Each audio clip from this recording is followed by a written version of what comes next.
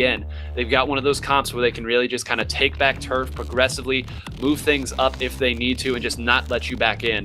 So it's going to be very important here at the very start.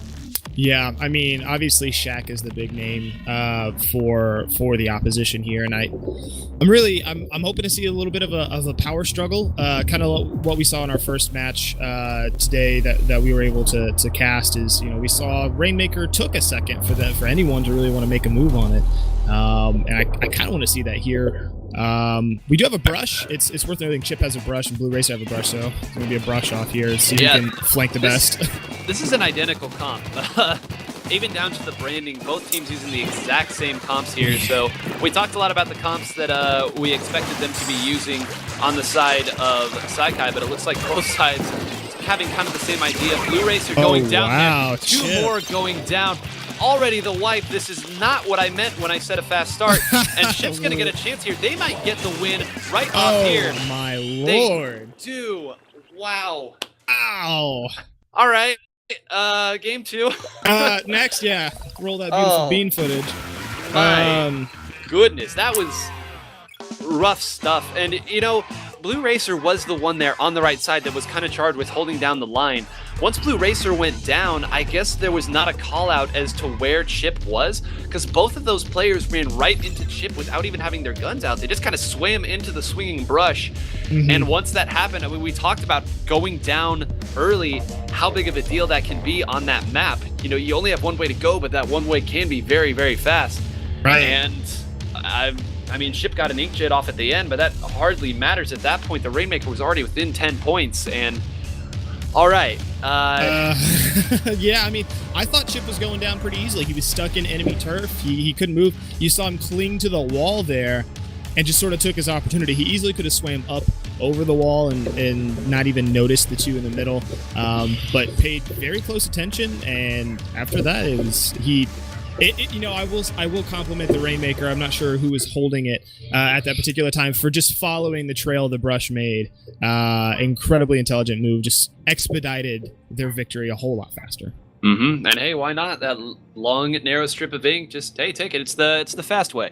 It's like when you're at an airport and you have that way that you can, the walkways that'll just take you along and you can walk there and you're suddenly walking way faster than everyone else. Yeah. That's exactly what it was. But Splat Zone's here on Sturgeon Shipyard. This should have at least a little bit more stability. But this is another one where if you go down very quickly, you can get locked out because you really only have two ramps, two ways to get back into it, and I don't know. I'm a little bit nervous right now here for last minute. If they go down 2 or 3 or even 4 there at the start, they're going to have a very hard time getting in, just because of the way that SaiKai positions themselves and has. I mean, they always have an idea of where they back from spawn. You didn't get to see it that last game. But we'll see here as Chip switching off the brush, instead going with that long range, and I don't see a lot of long range to combat that from last minute.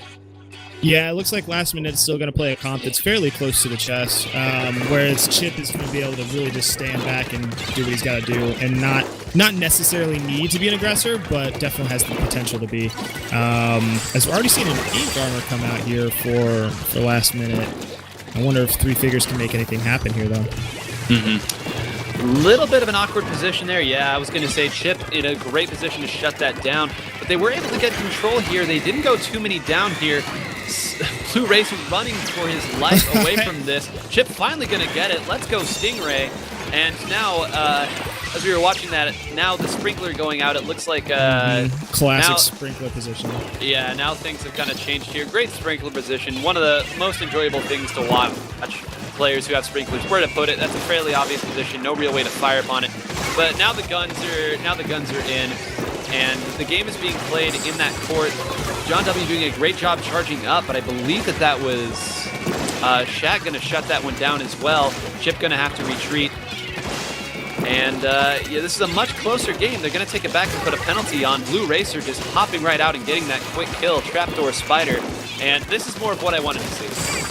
Yeah, and unfortunately, you know, Blue Racer going up against an ink armor. When you're a brush, when you find somebody with ink armor, generally by the time that you've gotten a few hits out, they've already taken you down. It's pretty hard to maintain. And we're actually seeing It's getting this pretty is rough out there. Yeah, this is dangerous. Very clutch timed ink armor. Maybe going to let Blue Racer get to the zone. Blue's still alive from what I can tell. Probably the only one alive at this point. Managed to get to the top, but going to get taken down by Zig, who was just waiting up there for that exact movement.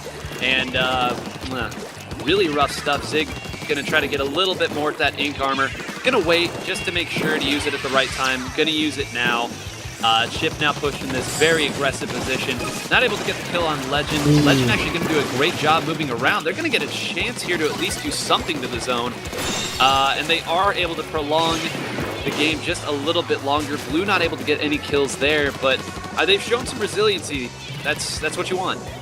Yeah, the thing I'm seeing a little bit is a little too much of a heavy-handed aggro against a team that is, usually pretty used to that. We see, we saw Three Figures go down pretty easily up on that top pillar, and unfortunately, we're seeing that a little bit more often than we'd like to. And Blue Racer's not able to be as effective as you'd like, just because of the range from Chip and even Zig in this particular case. So it's been rough. The comp that they've chosen has been a little rough on them, having to push so close to a team that is very used to playing close to the chest. It's difficult to overcome.